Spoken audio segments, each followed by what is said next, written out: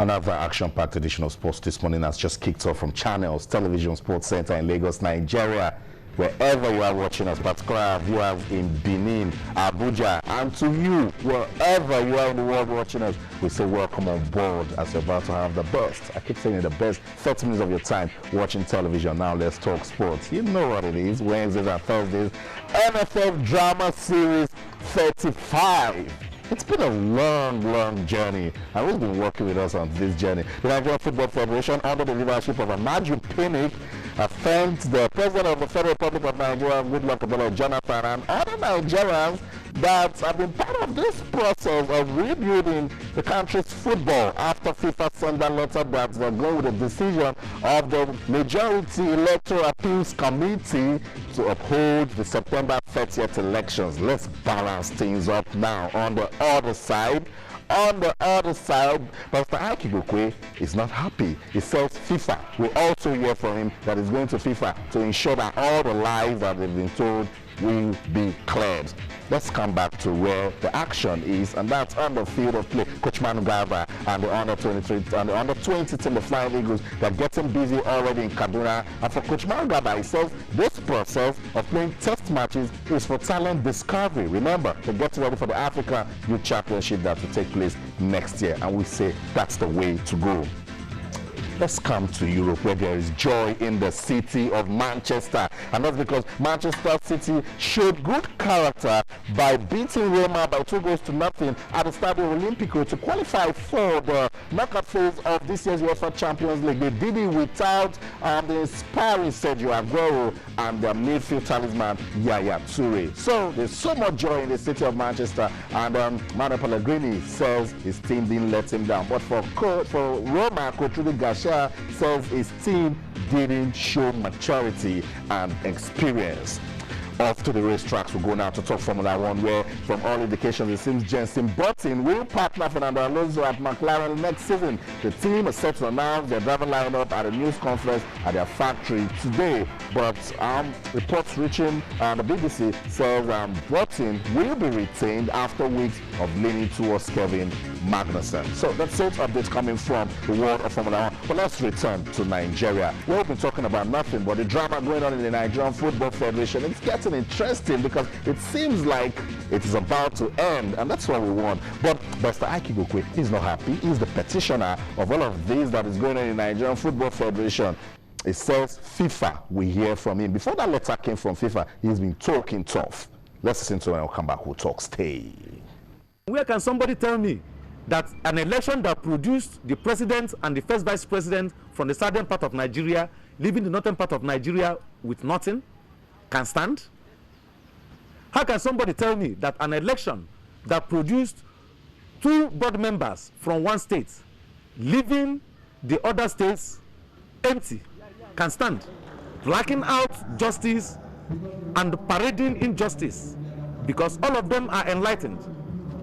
They are men of integrity, and they know that in a judicial process that non-lawyers has no business inside it.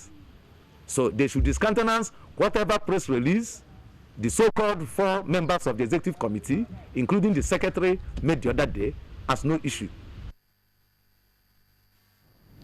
So that's it. Akigokwe is not happy. He's spitting fire. He says the latest is that FIFA we hear from him. That FIFA has listened to one side. That FIFA we hear from him that he wants to ensure that all that FIFA has been told and not lies. The drama series will keep bringing it to you right here on Channels Television Sports This Morning, Wednesdays and Thursdays, until we find a lasting solution to the problems rocking Nigerian football. If those problems are not solved, then it is still a problem. Issues in Nigerian football giving us reasons to talk sports this morning, and I know well many Nigerians, football followers, that wants the development of football in this country wants to talk to us this morning. Yes, you can. On Twitter, we're Channels_sports, and on Facebook, we're Channels-sports. What are you talking about this morning? Coach Manu Garba and the Flying Eagles, they're already busy. They're not looking at all of the issues going on in Nigerian football.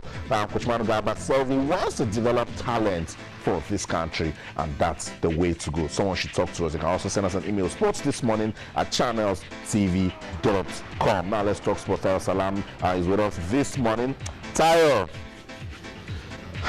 I don't see the end in sight at this time, but it's looking good. Austin, first of all, happy Mikel Day. Seriously, whenever Mikel gets a goal, it's a holiday in Nigeria. It's a good one. So, but seriously, now let's get to more serious matters. If Nigerians didn't know the latest character, the latest main character, they've seen him now. They've seen him now. Yeah, Ike Ibokwe. And from what is said so far, and from the latest information we have, it doesn't look like we've come to the end of this drama series. It's not going to end anytime soon. And like he said, he's going to go and take his own case to FIFA as well. So I just wonder what he's waiting for. I think he should do this very fast so we can know the next line of action. Okay, well, in the meantime, the Nigerian Football Federation, under the leadership of Amaju Pinnick, they're staying focused. They have good programs, and they said nothing will stop them. They thank the President of the Federal Republic of Nigeria, and good luck, Ebele Jonathan, for stepping in when the crisis was really hot. And to every other Nigerians, I think they should also thank the media. We've done our part to ensure that all of these issues are swept aside. Yeah, well, but the final judgment, or how do I put it, the final resolution to this case doesn't really rest in our own hands. It rests with these actors. These are the guys really making things thick in terms of this drama series, which for me I don't find palatable at all. I hope we'll come to a quick resolution to this particular issue, because it's running way too long for my liking now. I totally agree with you, Terry. So I keep it quick. Let's get all of these issues out of the way. But we need a solution, because I mean, it's straightforward. If the problem is not solved, then it's still a problem. Exactly. It will still come back to you. That's what it means. It might not be now, but some other time it will come up. So all we want is a lasting solution. Yeah, definitely. And another thing, before we just move on from this particular issue, I just like to say, the characters now involved in the drama series, but then we need to know the producer as well. I believe there's a producer somewhere, and there's a script writer somewhere. So they're still writing the script. There are names that we are not hearing about now that will come out tomorrow. Exactly. That's why it's a drama. Yeah, we'll find out. It doesn't really matter whether it's a ghost writer. We'll find out the writer of this drama series. And then know the director, know the producers, even the camera guys. All the guys in the back of this camera. Goodness. Interesting drama. Yeah. So that's it. Issues going on in Nigerian football, giving us reasons to talk sports this morning. Not good for the country. We just want some stability in our football and let it shine again. Yeah. Tyron, let's talk about that part that is making it shine. Yeah.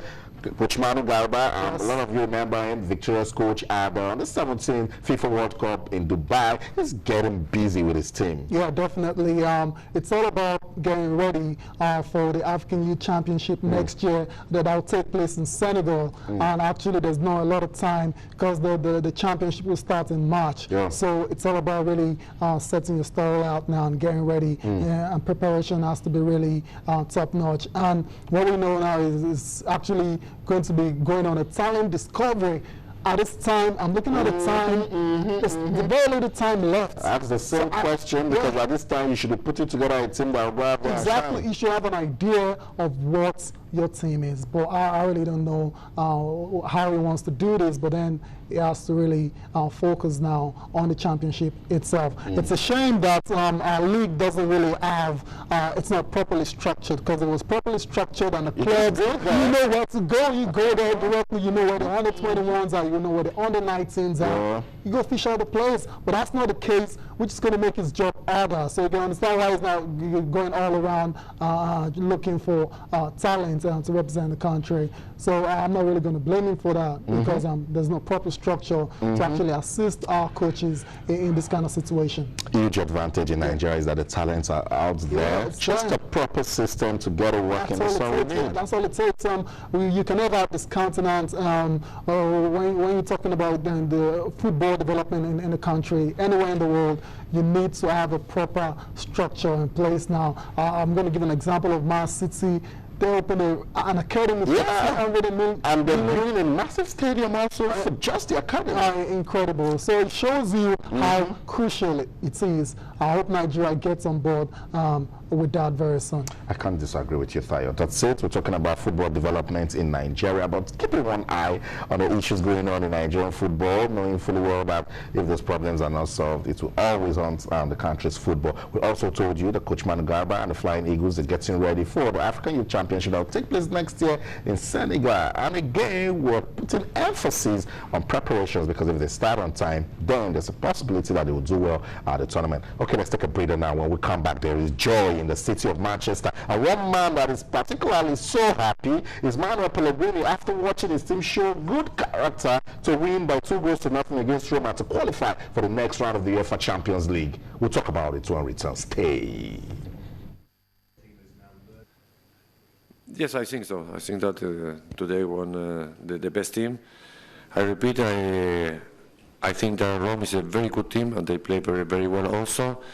But as I said to the player before the game, I think that against Rome in Manchester maybe was the worst game that we played in the whole year. And in that case, we draw 1-1. So we have, when we start the game here, we had a lot of trust that if we continue playing the same way we are doing the last 3 weeks, the option to qualify were important for us.